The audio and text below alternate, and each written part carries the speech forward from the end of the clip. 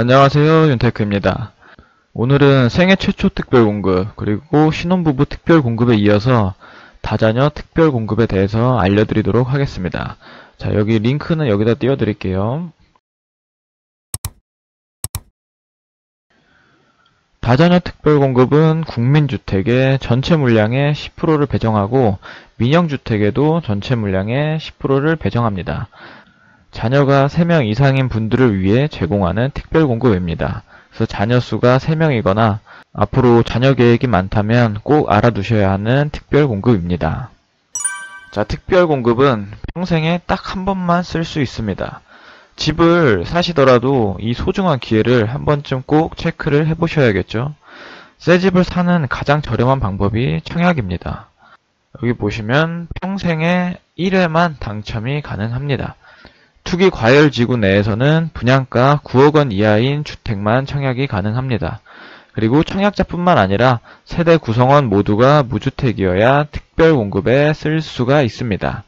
자, 여기가 이제 특별공급에 쓸 수 있는 공통적인 조건입니다. 다자녀 특별공급 조건을 보겠습니다. 우선 세대주가 아니셔도 되고요. 만 19세 미만 자녀가 3명 이상이 있어야 됩니다.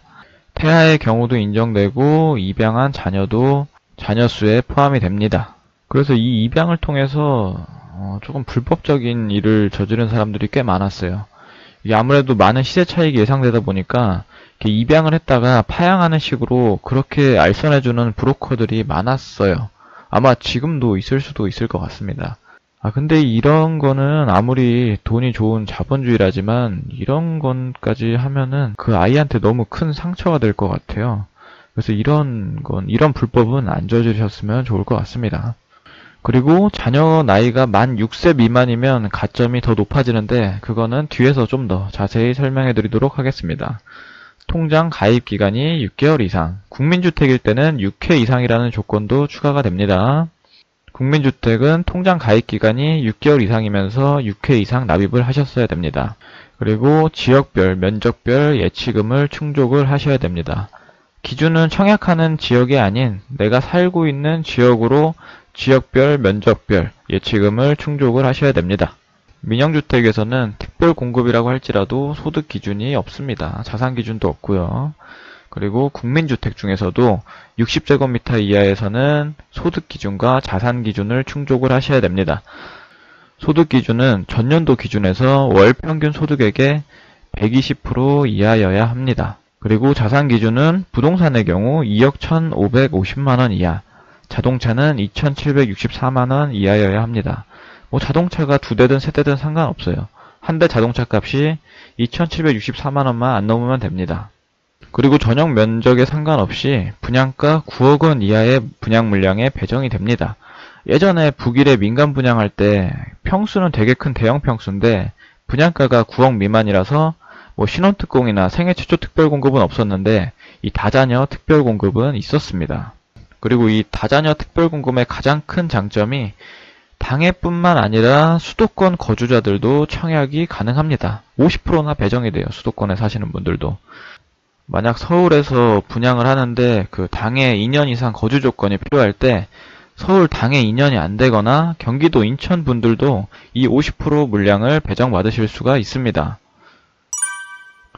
다자녀 특별공급의 당첨자 선정 기준은 아래 가점이 높은 순으로 선정을 합니다. 자, 첫 번째, 미성년 자녀 수가 많을수록 점수가 높아집니다. 특히 그 중에서 만 6세 미만의 자녀, 영유아가 많다면 가점이 15점이나 더 추가가 됩니다. 만약에 새 쌍둥이 낳은 집은 당첨되기가 정말 수월하겠죠. 그 다음은 세대 구성이 3세대 이상이거나 한부모 가족일 때는 5점의 가점을 줍니다. 무주택 기간이 10년 이상이면 20점, 해당 시도 거주 기간이 10년 이상이면 15점을 줍니다. 여기 보면 수도권의 경우 서울, 경기, 인천 지역 전체를 해당 시도로 본다고 써 있습니다. 수도권 어디에 살았든 이사를 다녔던 10년 이상 수도권을 벗어나지 않으면 이 15점을 다 받을 수가 있어요. 입주자 저축 가입 기간, 청약통장 가입 기간이 10년 이상이면 5점을 받을 수가 있습니다. 자, 이렇게 총 100점 만점으로 구성이 되어 있고요. 가점이 높은 순으로 자른다고 보시면 됩니다. 자, 그동안 분양했던 인기 많았던 아파트들을 볼게요. 자, 우선 고덕 강일 8단지를 한번 보겠습니다. 뭐 고덕 강일 1블럭이나 5블럭 노리시는 분들은 이거 잘 참고하셔서 쓰시면 도움이 될 것 같습니다. 자, 우선 전용 4구의 경우는 신청자 전원이 다 당첨이 되었습니다. 그리고 전용 5구의 경우는 70점이 당첨 하한선이었어요. 이 아무래도 평수가 작을수록 인기가 좀 덜합니다. 자, 여기보다 더 핫했던 마곡 9단지 한번 보겠습니다. 마곡 9단지는 다자녀 점수가 80점, 70점, 75, 80, 70점. 거의 뭐 70점에서 80점은 돼야지 여기도 당첨이 될 수가 있었습니다. 여기 하남 가밀 B3, B4 블럭도 한번 볼게요. 여기도 뭐 85, 45, 75, 60. 여기 좀 편차가 심하네요. 75, 75, 70. B4는 50, 65, 70. 85, 75, 70. 자, 이렇게 가점이 많이 차이 나는 건 자세히 보면은 평면도가 조금 이렇게 안 좋게 빠졌을 거예요.